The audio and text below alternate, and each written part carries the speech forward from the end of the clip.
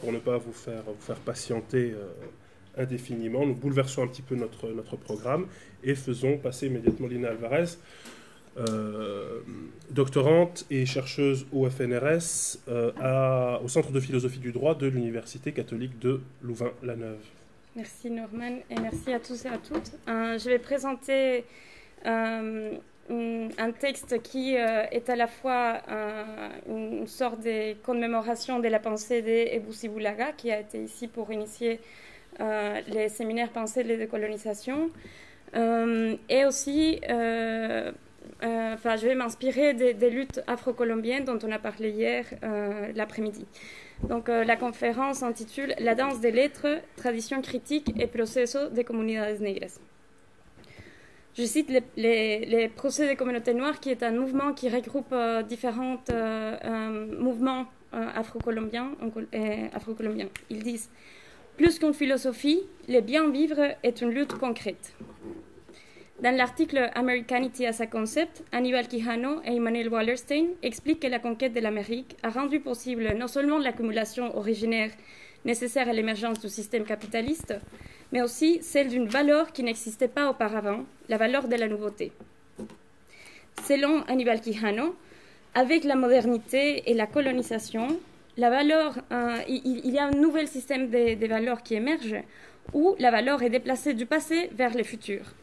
Depuis la carrière des anciennes et des modernes, jusqu'à la définition deleuzienne de la pensée comme production de nouveaux concepts, en passant par la prolifération des utopies à partir du XVIe siècle et le développement d'une philosophie de l'histoire basée sur la notion de progrès, on retrouve cette axiologie qui donne de la valeur à la nouveauté, au progrès et au futur, au détriment des traditions. La modernité construit ainsi un nouveau binarisme, celui qui oppose tradition et modernité, ou passé et futur, et qui vient s'ajouter au clivage corps-âme, nature-culture, barbare civilisé. Dans les cadres coloniales, un tel binarisme est employé en tant que mécanisme d'infériorisation des civilisations non européennes, désormais représentées comme des sociétés arriérées, incapables d'évoluer par elles-mêmes. Un tel clivage s'avérait nécessaire au projet colonial, car, comme l'explique Frantz Fanon dans Racisme et culture, ce système doit briser les systèmes de référence des populations autochtones afin d'atteindre leur asservissement. Je cite Fanon. Le dépouillement, la razzia, les meurtres se doublent d'une mise à sac des schèmes culturels, ou du moins conditionnent cette mise à sac. En partant de la pratique et de la théorie des mouvements afrodescendants du Pacifique colombien, je voudrais examiner dans cette intervention les puissances critiques, voire décoloniales de la tradition. D'après Arturo Escobar, l'un des éléments qui caractérise les modes de vie des Afro-Colombiens est leur rapport singulier à la terre. La manière de concevoir et de construire le monde de ces communautés relève du principe Ubuntu, je suis parce que nous sommes, qui vise à mettre en évidence l'interdépendance radicale entre tous les êtres du cosmos. Il ne s'agit pas seulement d'un fort attachement au territoire. De manière plus radicale, la terre fonctionne pour ces communautés à la manière d'un cadre ontologique pour comprendre les relations sociales. Ici, la terre a trois fonctions ou significations. Elle est comprise tout d'abord à la manière d'une ressource matérielle nécessaire pour la subsistance. Ensuite, elle a une dimension éthico-sociale car elle est vue comme un système de relations et d'obligations réciproques qui a la capacité de leur apprendre à mener les pratiques entre les humains et la nature de manière non dominante à l'écart des formes d'exploitation effrénées. Enfin, la terre est conçue comme constituant la partie essentielle de leur identité. À cet égard, le géographe brésilien Carlos Porto Gonçalves affirme qu'il est plus adéquat de parler de territoire, car ces termes présupposent un espace géographique qui est approprié et à travers son appropriation, les conditions pour la formation et transformation des identités sont créées. Mais dans la mesure où le territoire est transformé et traversé par des rapports politiques, sociaux et économiques, l'identité elle-même est dynamique et actualisée selon la géohistoire. En ce sens, la féministe afro-colombienne Betty Ruth Lozano explique que pour les femmes noires, le territoire est la mer et perdre le territoire est comme redevenir esclave. Et pourtant, hier, on nous expliquait comment, même dans des situations de déplacement forcé, les communautés afro-colombiennes réinvestissent les espaces où ils sont déplacés pour essayer de préserver leur tradition. Or, ce serait une grave erreur de croire que les modes de vie des communautés afro-colombiennes relèvent du simple fait d'appartenir à la communauté noire, voire d'une ontologie détachée de toute géohistoricité. La relationnalité radicale ne constitue pas une caractéristique innée des hommes ou des femmes noires, évidemment, mais au contraire, les modes de vie de ces mouvements sociaux relèvent plutôt d'un agir en commun qui résulte d'une reprise consciente et engagée des traditions qui ont été violées, et elle résulte aussi d'une réinvention dans des nouvelles conditions, des nécessités qui sont imposées par des forces extérieures. Ainsi, Escobar explique que chez les peuples afro-colombiens et autochtones de la Colombie, l'ancestralité est une stratégie d'autonomie communale. Elle est le résultat de l'histoire des peuples qui ont su échapper à la capture de leur mode de vie par les systèmes capitalistes et néocoloniaux, en gardant un rapport non dominant avec les autres êtres vivants grâce à la transmission des savoirs d'une génération à l'autre. Or, l'ancestralité n'est pas seulement rattachée au passé, inscrite dans les cadres de lutte contre l'extractivisme et la monoculture, l'ancestralité est orientée vers des futurs possibles pour la réalisation effective de la communalité.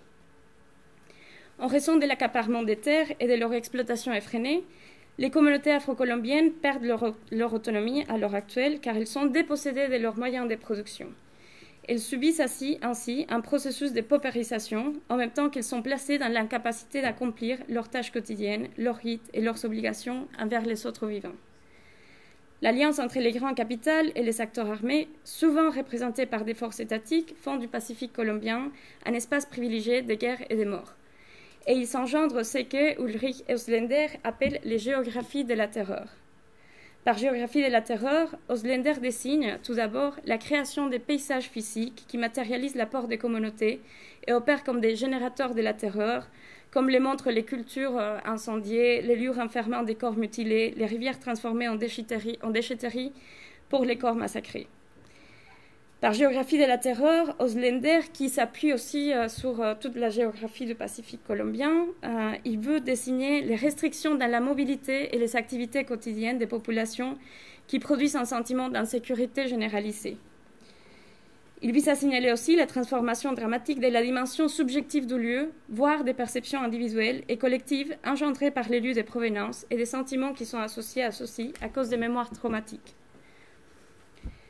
Enfin, comme l'explique un des membres du PCN, l'extractivisme et les grandes plantations génèrent une dislocation des temps et des lieux, des vies de ces communautés à travers des processus d'homogénéisation qui sont dominés par la loi de la valeur et imposent le rythme de la superproduction.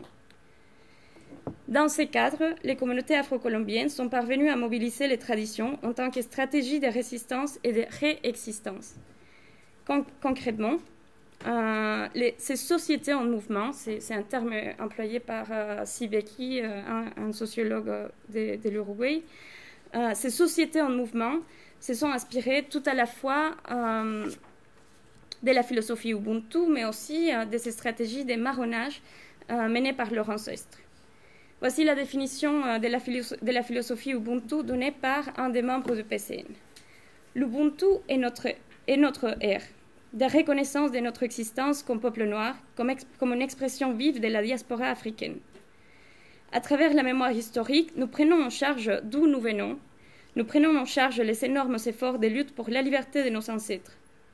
Les changements extrêmes et violents des conditions de vie nous a conduits à la limite, en menant de cette manière l'humanité tout entière. L'Ubuntu qui arrive avec les Muntu rend possible l'enracinement dans ces nouveaux territoires à travers la créativité et l'adaptation. Nous renaissons dans ces nouveaux mondes en luttant pour la vie et la joie, l'espoir et la liberté. Donc, on peut parler ici de ce que Ebussi Bulaga appelle les passages de la nécessité à la destinée. Ce qui doit se produire à travers une activité qui est exactement un agir en commun. L'Ubuntu, dans un document du PCN, est décrit comme les fondements de la survie des peuples dans un contexte historique d'accumulation, de dépossession, de racisme et de discrimination. Et de son côté, donc ce qui m'intéresse ici, c'est que c'est vraiment l'emphase est toujours mise sur cette idée de lutte dans des conditions actuelles. Et de son côté, le marronnage est aussi réinterprété de manière créative.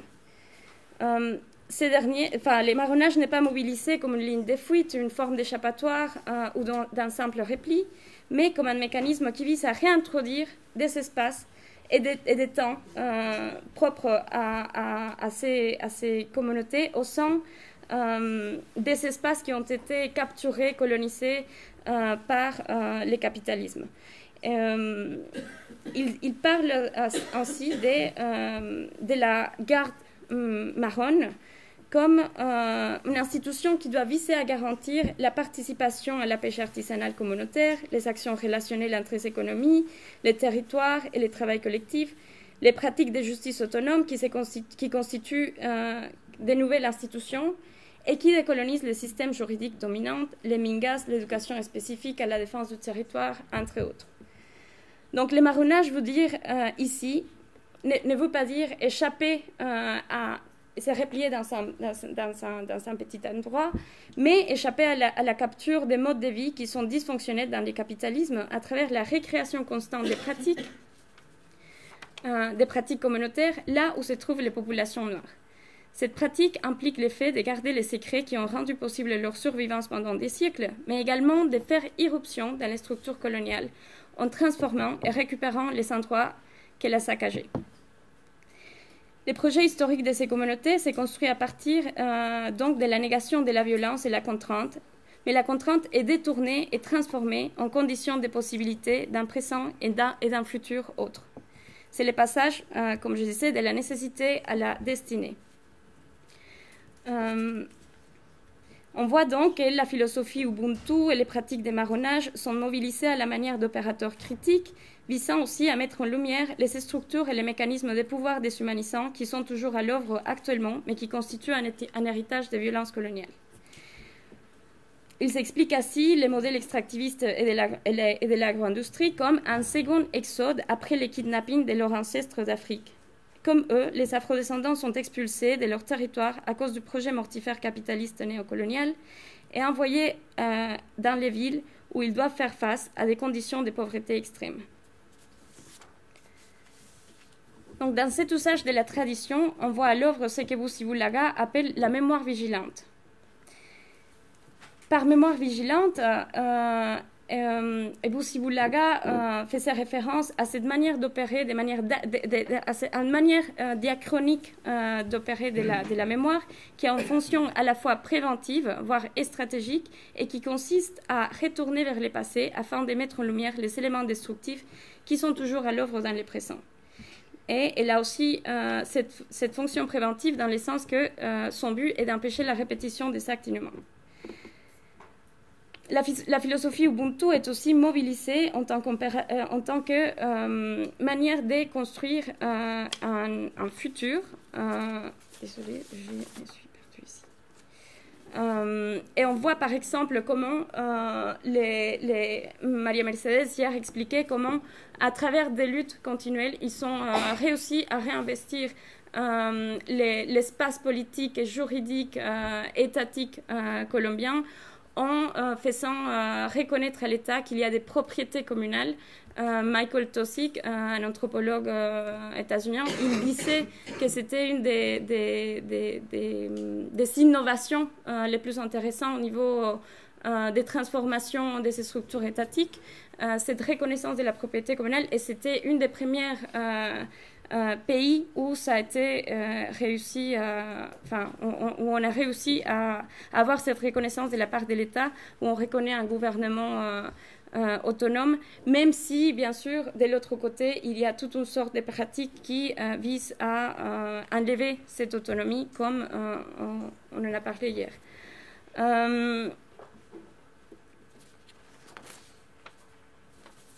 Donc, pour conclure, dans son article Thinking Through the Decolonial Turn, Nelson Maldonado Torres décrit l'option décoloniale à la manière d'une troisième voie face à l'échec historique du capitalisme et du projet socialiste. Dans le même sens, Bussi-Bulaga et Rita Segato considèrent qu'une pensée et une politique authentiquement décoloniale doivent échapper à la logique binaire du oui ou non, du vrai ou faux, propre aux vérités, qui décident les significations définitives de la destination ultime des individus et de l'humanité. La décolonialité est ainsi décrite non pas comme la capacité à croire en ceci ou cela, mais à croire autrement. La manière dont les mouvements afro-colombiens mobilisent la tradition est précisément un paradigme de la manière de créer des alternatives réelles à la modernité coloniale dont nous avons besoin, dont je crois qu'on a beaucoup à apprendre. À titre purement indicatif, il me semble que les mouvements afro-colombiens ont parvenu à créer une praxis très sophistiquée où les passés et les futurs ne sont pas conçus comme des pôles opposés, mais comme des dimensions qui se nourrissent l'une à l'autre afin de transformer les injustices subies dans les présents. Ensuite, la manière de mener leur lutte en faveur de la réexistence dans leur territoire, en collaboration avec d'autres groupes qui ont été aussi infériorisés, met en évidence l'existence d'une stratégie de lutte basée non pas sur l'exclusion et la minoration des forces, mais à partir d'une logique de l'addition. Cette logique de l'addition, pour reprendre les termes de Rita Segato, n'a pas comme critère un point de référence universel, elle opère à partir de la somme des irréductibles et des singuliers. Enfin, la capacité des mouvements afrodescendants à faire jouer le passé comme opérateur critique de ces structures meurtrières qui sont à l'œuvre dans les présents, le fait d'activer l'imagination pour reprendre ce qui a été subi comme passion et imposé comme nécessité, pour les transformer en projet de libération à travers l'agir en commun, le renouement des rapports entre les êtres humains, la nature et les dieux en partant des endroits concrets qui doivent devenir des lieux de réexistence, tous ces éléments sont la précondition pour sortir de l'état de déshumanisation dans lequel nous nous trouvons à l'heure actuelle. Cette manière d'agir peut contribuer à l'introduction de nouveaux rythmes en faveur de ce que Bussi Bulaga appelait l'authentique danse des lettres. Merci.